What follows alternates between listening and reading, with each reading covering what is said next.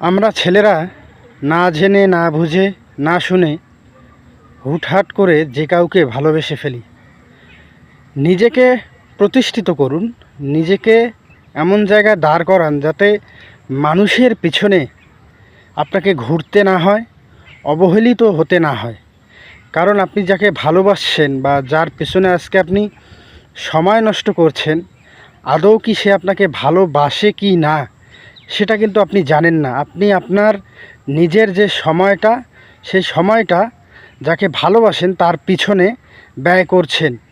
ও কিন্তু ঠিকই আপনার সঙ্গে টাইম পাস করছে বা মজা নিচ্ছে।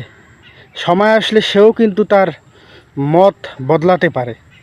সো নিজেকে আগে প্রতিষ্ঠিত করুন, প্রতিষ্ঠিত করে এগিয়ে যাওয়ার চেষ্টা করুন। দেখুন, দুনিয়াতে যদি আপনি প্রতিষ্ঠিত হতে না পারেন, আপনার যদি দাঁড়ানোর মতো কোনো জায়গা না থাকে, তাহলে কিন্তু আপনি ভবিষ্যতে নিচে পড়ে যাবেন।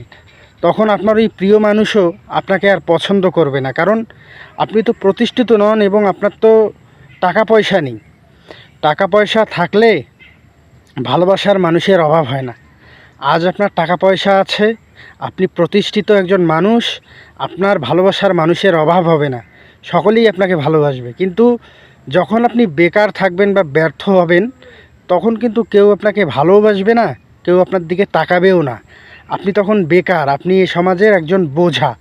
So be careful. একটা জিনিস মাথায় রাখবেন, পৃথিবীতে টাকারও প্রয়োজন রয়েছে, ভালোবাসার মানুষেরও প্রয়োজন রয়েছে, প্রিয় মানুষেরও প্রয়োজন রয়েছে, সকলের প্রয়োজন রয়েছে।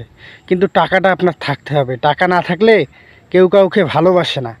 টাকা আপনার থাকতেই হবে। টাকা আপনার 1 টাকা হলেও থাকতে হবে, আর সেটা আপনার নিজের হতে হবে। যখন আপনি নিজে কোনো কিছু করবেন বা নিজে প্রতিষ্ঠিত হবেন, তখন আপনার ভালোবাসার মানুষের অভাব হবে না রে ভাই।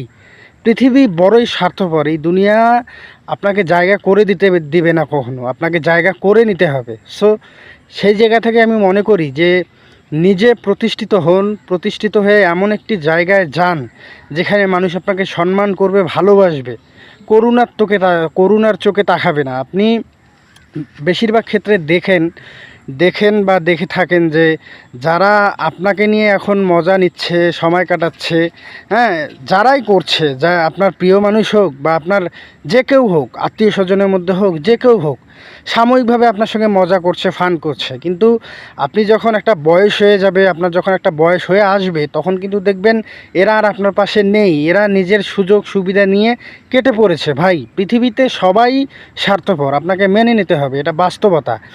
আপনি যাকে ভালোবাসছেন সে কি আপনাকে প্রকৃত অর্থে ভালোবাসে কি না, বা সে আপনাকে চায় কি না, সেটা আপনাকে বুঝতে হবে।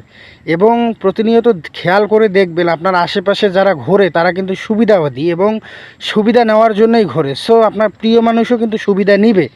সেক্ষেত্রে আপনাকে ভাবতে হবে আপনার প্রিয় মানুষটা আপনাকে ভালোবাসে কি না। যদি ভালোবাসে তাহলে তো ভালো কথা, আপনি তাকে পেয়ে গেলেন। যদি ভালো না বাসে, যদি সাময়িকভাবে আপনার সঙ্গে ফান মজা টাইপের এরকম রিলেশন করে থাকে বা সময় কাটানোর জন্য রিলেশন করে থাকে, তাহলে কিন্তু ভবিষ্যতে আপনার খুব খারাপ অবস্থা হবে। সো নিজেকে প্রতিষ্ঠিত করুন, এগিয়ে যান, পরিবারকে সময় দিন, পরিবারের মানুষকে ভালোবাসুন। দিন শেষে পরিবার আপন, পরিবারের মানুষজন আপন। তাছাড়া এই দুনিয়াতে, এই স্বার্থপর দুনিয়াতে কেউ আপন নয়।